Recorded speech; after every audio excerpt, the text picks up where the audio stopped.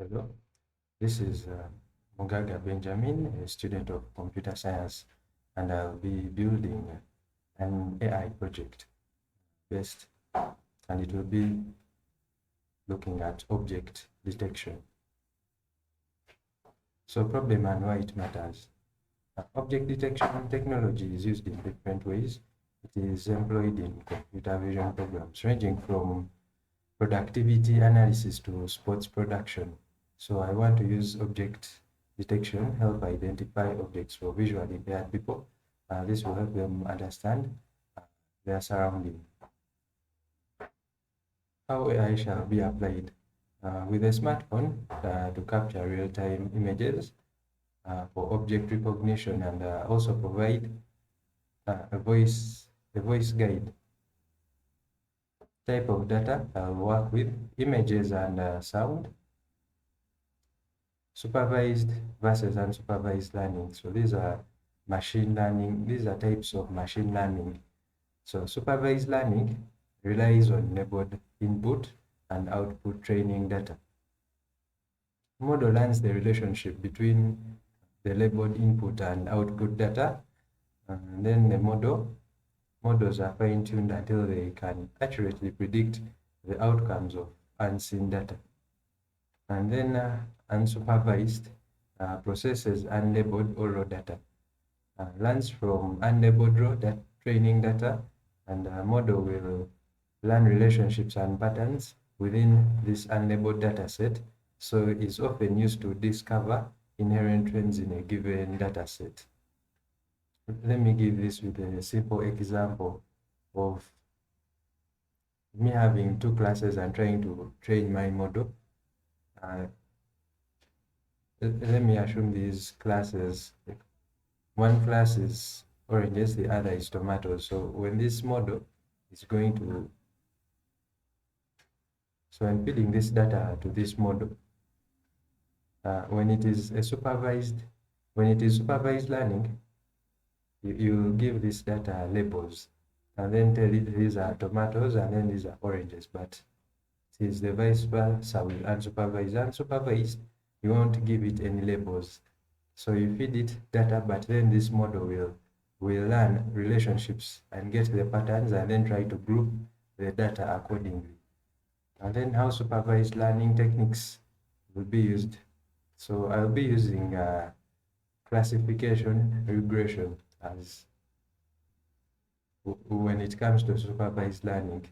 So classification refers to taking an input value and mapping it to a discrete value. In classification problems, the output typically consists of classes or categories.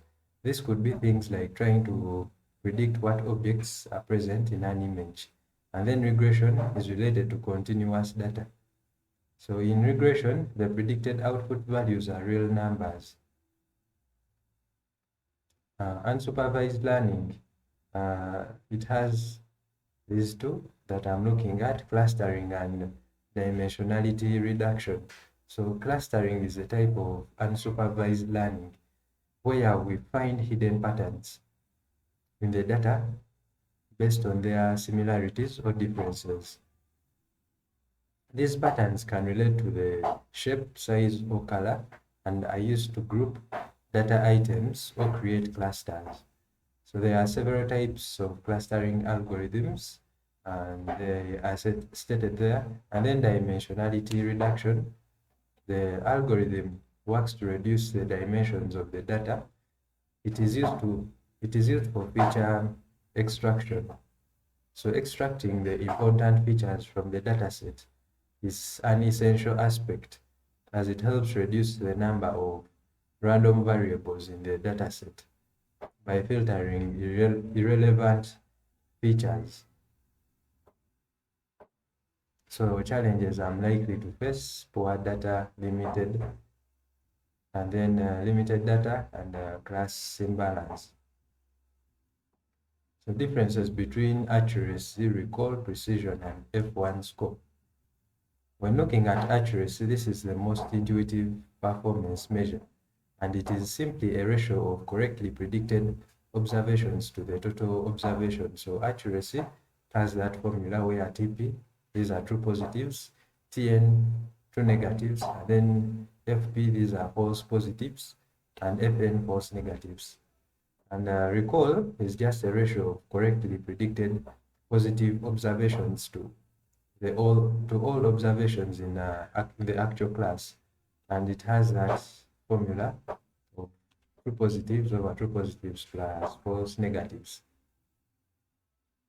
So when we look at precision, this is the ratio of correctly predicted positive observations to the total predicted positive observations, and it has that formula.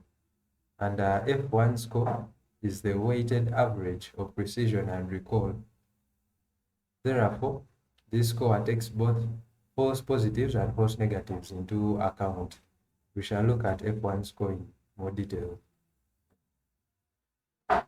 And it has that formula, and that is the harmonic mean of.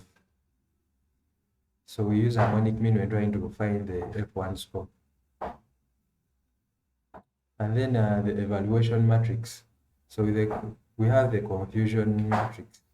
The confusion matrix is an n by n matrix, where n is the number of classes being predicted.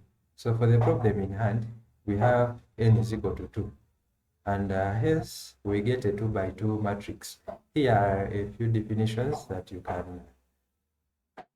we shall find in a confusion matrix and use more often. But then, trying to explain a confusion matrix, this is where the true positives, true negatives, false positives, and false negatives come in. Well, let me give an example on this. Imagine you're having a model that has to identify pregnant women, but then this model identifies some of the pregnant women as pregnant. Then the results are true positives, but then this same model will identify non-pregnant women as pregnant. Then these are false positives. And then when it identifies non-pregnant women as not pregnant, then these are true negatives. And then when it identifies non-pregnant women as pregnant, then these are false positives. So this is a confusion matrix. And then the F1 score, we discussed precision and recall for classification problems, but then this F1 score is the harmonic mean of precision and recall values for a classification problem.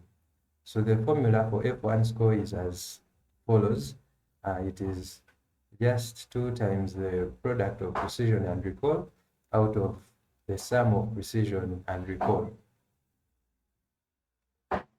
So now an obvious question that comes to mind is, why are we taking harmonic mean and not arithmetic mean? This is because harmonic mean punishes extreme values more, and it gives equal weight to each data point, unlike arithmetic mean. Those are some of the references I looked at when coming up with this presentation. Thank you.